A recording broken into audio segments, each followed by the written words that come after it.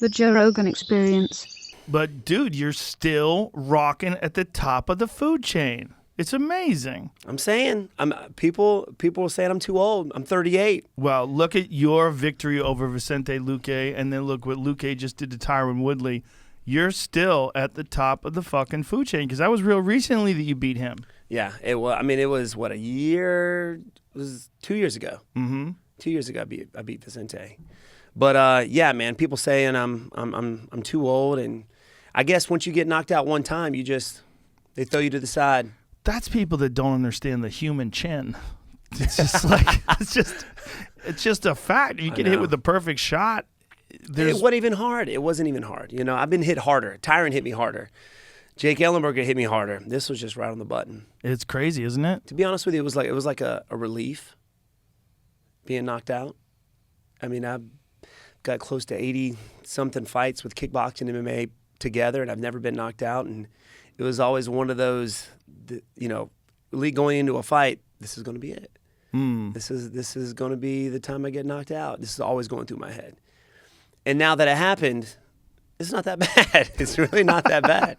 I would rather get knocked out than get just the crap beat out of me for 5-minute rounds. Have you ever been knocked out in training? No. So that was the only time ever in your whole career you've been knocked out. And it was a wild punch, too. The fact that he caught you with a Superman punch. I know, man. The memes after that were hilarious. I don't know if you saw it, but it was funny. You got to think, though, you've dished it out so many times. I know. You know, through your kickboxing career and MMA. I mean, there's so many times you flatline people. And then, I get knocked out by a guy in a lighter weight class. My family is pretty rough. They bring it up as much as they can. I was in the hospital that night, and my dad's doing like a Facebook live thing because, you know, we had a bunch of you know, karate families and karate kids there. We pretty much sold out that arena. Greenville, South Carolina, everybody was there to watch me fight. And then I get crushed, or I get knocked out, and then you know, everybody's want to know how I am. So I did it was probably 2 a.m. Did a Facebook live, and my dad's just eating me alive. Eat me alive. I mean, yeah, I got knocked out. He's like, yeah, by a smaller guy too, and he just let me have it. But yeah, that's how I grew up, man. That's how he is. It is what it is. Yep. You know, you took it really well in terms of like the way you reacted in social media and the way you reacted when you were asked about it. You know, showed poise. Thank you. I mean, what can you do? I mean, you can't just sit there and cry about it. No. You know. Yeah, it bothered me for a while that, you know, why did I not see it coming? I normally see this stuff coming. Do you think you were relaxed when he hit you? Is that what it was? I think it was definitely a distance thing because when I had side kicked, I watched it over and over and over again. I don't remember any of the second round. I don't remember any of it. All I remember is getting up off the stool, looking across the cage, and I seen his bloody nose. He's banged up, and I'm like, all right, time to pick it up. I'm going to finish him this round. This was going through my head. That's all I remember. And I got knocked out 5 seconds left in the second round. Wow. I don't remember anything. I don't remember sitting up, talking to him in the cage. People say I was like high-fiving people as I was walking by. All I remember is like these sparkles kind of fade away, and I see Chris Weidman's face right there. He's laughing at me. He's like smiling at me. And he said, if you ask me that again, I'm going to slap you. I guess I asked him the same question. I kept saying, you know, what happened? How'd I get knocked out? I got knocked out? Just kept saying that That's stuff what people over and do over when they again. get knocked out. They ask the same question, what happened, over and over again.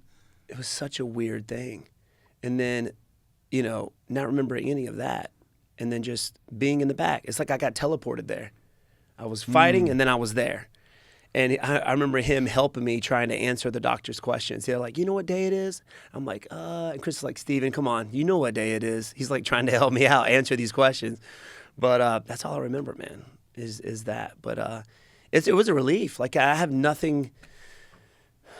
I mean, what else? I mean, that's like the worst thing that can happen. Why do you feel like it's a relief?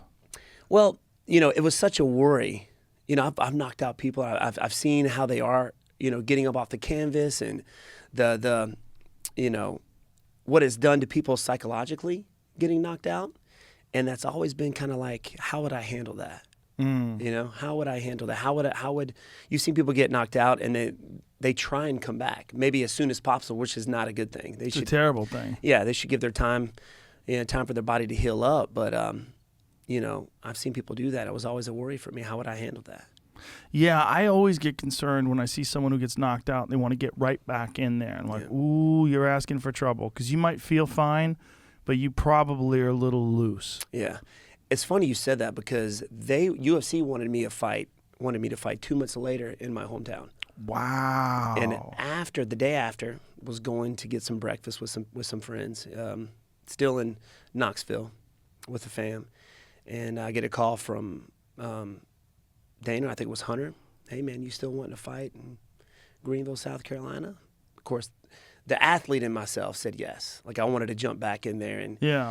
But then, reality kicked in, and, I look over at my pops, and he's like, I think he already knew who it was. He said that he just shook his head. Who was it that you were supposed to? I don't think we had anybody. The UFC should have made it Anthony Pettis. Mm-hmm. It was only like 2 months later. It should have been Anthony Pettis in my hometown. But, and I didn't find out that the UFC was in Greenville. I found that out watching some fights like So you're saying that the UFC should have made a rematch with Anthony Pettis? Not a or rematch. That should have been when you fought Pettis? Yes. Was in your hometown? Yes, Yeah. we would have sold that out. Catch new episodes of The Joe Rogan Experience for free only on Spotify. Watch back catalog JRE videos on Spotify, including clips. Easily, seamlessly switch between video and audio experience. On Spotify, you can listen to the JRE in the background while using other apps and can download episodes to save on data cost, all for free. Spotify is absolutely free. You don't have to have a premium account to watch new JRE episodes. You just need to search for the JRE on your Spotify app. Go to Spotify now to get this full episode of The Joe Rogan Experience.